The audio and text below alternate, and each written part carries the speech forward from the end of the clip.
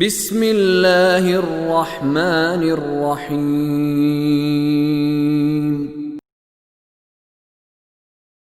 يستعجل بها الذين لا يؤمنون بها والذين آمنوا مشفقون منها ويعلمون أنها الحق ألا إن الذين يمارون في الساعة لفي ضلال بعيد الله لطيف بعباده يرزق من يشاء وهو القوي العزيز۔ جو لوگ اس پر ایمان نہیں رکھتے وہ اس کے بارے میں جلدی مچا رہے ہیں۔ یہ جلدی مچا رہے ہیں کون لوگ تھے؟ کب آئے گی قیامت؟ انبیاء سے کہا کرتے تھے۔ یہ قرآن کہتا ہے وَيَقُولُونَ مَتَىٰ هَٰذَا الْوَعْدُ إِن كُنتُمْ صَادِقِينَ، اور کہتے ہیں کہ اگر تم سچے ہو تو یہ کب یہ وعدہ پورا ہوگا؟ لا کے دکھاؤ۔ کوئی کہتا تھا عذاب لے آؤ، کوئی کہتا قیامت لے کے آؤ۔ اور کچھ اتنے ہٹ دھرم تھے، سورہ سعد میں گزرا، کہتے تھے کہ ہمیں تو آخرت میں نہیں چاہیے، جو تو نے دینا ہے یا اللہ یہ تنزن، جو تو نے ہمیں وہاں دینا وہ بھی ہمیں یہی دے دے، ہمیں دنیا میں وہاں جو مرضی کرنا۔ وہ جو اس پر ایمان نہیں رکھتے وہ اس کے بارے میں جلدی مچا رہے ہیں، اور جو لوگ ایمان لائے ہیں وہ اس سے ڈرتے ہیں، وہ قیامت سے ڈرتے رہتے۔ اب انسان جس چیز سے ڈرتا ہے اس کے بارے میں الرٹ ہو جاتا ہے۔ دیکھیں کوئی کہے کہ تمہیں دیکھ کے مجھے لگ رہا ہے کہ تمہیں تمہارا مثلا کولیسٹرول زیادہ ہے یا تمہیں ہارٹ اٹیک ہو سکتا ہے، تو بندہ کیا کرے گا؟ اگر کہنے والا بااعتماد ہو، اس کا سمجھدار بندہ ہو، تو فوراً اپنے اندر ایک خطرے کا احساس کرے گا، جائے گا ڈاکٹر کے پاس، جتنا اس کی دسترس میں چیک کروائے گا، میرا بلڈ چیک کرو، فلان کرو، یہ کرو، شوگر چیک کرو، ہارٹ کے جتنے چیک اپ، جتنا جس کی دسترس میں طاقت ہے چیک کروائے گا، تاکہ یہ نہ ہو کہ میں ایسے ہی پڑا رہوں اور مجھے اس خطرے کا شکار ہوں جس سے مجھے خبردار کیا گیا۔ تو اللہ فرما رہا ہے کہ جو ایمان رکھتے ہیں قیامت پر، اس کی نشانی یہ ہے کہ اس سے ڈرتے ہیں، اس سے ڈرتے ہیں۔ اور یہ قیامت کے خوف سے نہ رسول اللہ استثناء ہے، نہ اہل بیت اطہار استثناء ہے۔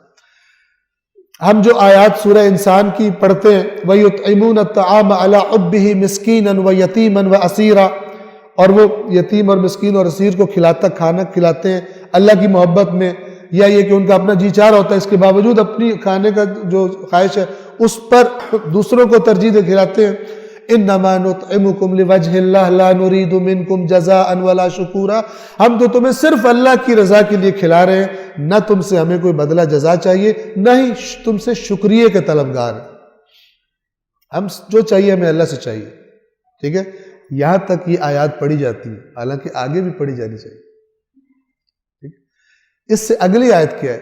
یہ جو یتیم کو کھلاتے ہیں، مسکین کو کھلاتے ہیں، اسیر کو کھلاتے ہیں، اور جو کہتے ہیں ہم صرف اللہ کی رضا کے لیے کھلا رہے ہیں، تم سے کچھ نہیں چاہیے۔ اگلی آیت یہ ہے اِنَّا نَخَافُ مِن رَبِّنَا يَوْمًا عَبُوسًا قَمْطَرِيرًا، بے شک یقیناً ہم اپنے رب کے اس دن سے ڈرتے ہیں جو بڑا خوفناک اور بڑا سخت ہوگا۔ یہ انہی کی زبان سے ادا شدہ۔ ہم قیامت کے دن کے بارے میں اپنے رب سے ڈرتے ہیں، اس دن کا ہمیں بھی خوف۔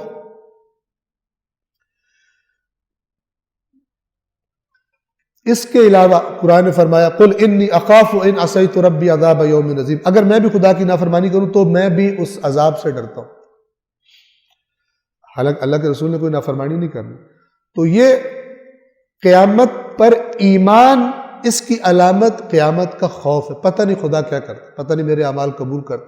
یہ خوف انسان کے اندر نہ تکبر پیدا ہونے دیتا ہے، نہ اس کو مطمئن ہونے دیتا ہے کہ میں نے تو بڑے نیک کام کر لیے، ڈرتا رہتا ہے۔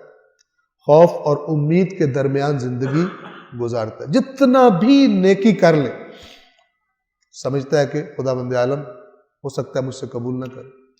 یہ تربیت کی ہے آیات قرآن نے بھی اور اہل بیت نے بھی، کہ اپنی عبادات پر، اپنے نیک کاموں پر کبھی بھی فخر نہ کرو کہ میں نے کچھ کر دیا۔ آیت ہے قرآن کی، جو نیک کام کرنا ہوتا ہے، جو خرچ کرنا ہوتا ہے خدا کے راستے میں کر دیتے ہیں، اور پھر بھی ڈرتے رہتے ہیں کہ اللہ پتہ نہیں قبول کرے گا یا نہیں۔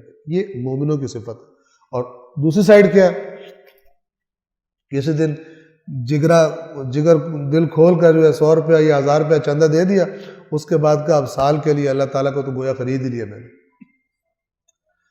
یہ دو الگ الگ مزاج ہیں، ایک اللہ پر احسان جتلانا، ایک یہ کہ کر بھی دینا سب کچھ کہ خدایا تو نے دیا تو میں کر رہا ہوں، لیکن ڈرتے رہنا اللہ سے خدا بند عالم کا جو حق تھا وہ ادا نہیں ہوا۔ جو لوگ اس قیامت پر ایمان نہیں رکھتے وہ اس کے بارے میں جلدی مچا رہے ہیں، اور جو لوگ ایمان لائے ہیں وہ اس سے ڈرتے ہیں اور ان کو علم ہے کہ قیامت یقیناً برحق ہے۔ آگاہ ہو جاؤ، جو قیامت کے بارے میں جھگڑتے ہیں وہ یقیناً گمراہی میں دور نکل چکے ہیں۔ اللہ ہے جو اپنے بندوں پر لطف کرنے والا ہے، لطیف۔ لطیف کسے کہتے ہیں؟ لطیف اسے کہتے ہیں کہ جو اگر کسی چیز کی صفت ہو، ٹھیک ہے، تو بہت ہی باریک، بہت ہی نرم، بہت ہی ملائم، کہتے ہیں بڑی لطیف، اس کے لیے لفظ استعمال ہوتا ہے۔ لیکن اصل میں لطیف اس چیز کو کہا جاتا ہے کہ جو آپ جلدی دیکھنے میں دکھائی نہ دیتی ہو، یا لطیف اس شخص کو کہا جاتا ہے کہ جو عام چیزیں نہ دیکھ پاتے، عام لوگ جو چیزیں جن کو نظر نہیں آتی وہ دیکھ لیتا ہے۔ اسی سے لطیف نکتہ بھی ہے، بڑا لطیف نکتہ ہے، یعنی عام لوگوں کو نہیں پتہ چلا، اس کو پتہ چل گیا، اس سے بڑا لطیف نکتہ اس بات سے ڈھونڈ کے نکال لیا۔ تو لطیف سمجھ لے باریک، جو عام طور پہ دکھائی نہیں دیتا، سمجھ نہیں آتا، اس کے لیے خاص توجہ کرنی پڑتی۔ اللہ لطیف بعبادہ، اللہ اپنے بندوں کی یعنی باریک سے باریک چیزوں سے واقف ہے۔ عام طور پہ ہم کرتے ہیں اللہ اپنے بندوں پہ لطف کرتا ہے، یہ لطف بھی کیا ہے؟ نرمی سے ہے، باریک چیز چونکہ نرم ہوتی ہے اس سے، ورنہ لطیف کیا ہے؟ اللہ کو سب کچھ پتہ ہے، باریک سے باریک چیزوں کا بھی اپنے بندوں کو پتہ ہے۔ یرزق من یشاء، یہ مت سمجھو کہ تمہیں اگر کم مل رہا ہے تو اللہ تم سے غافل ہو گیا، اللہ کو سب پتہ ہے، لیکن وہ جسے چاہتا ہے دیتا ہے۔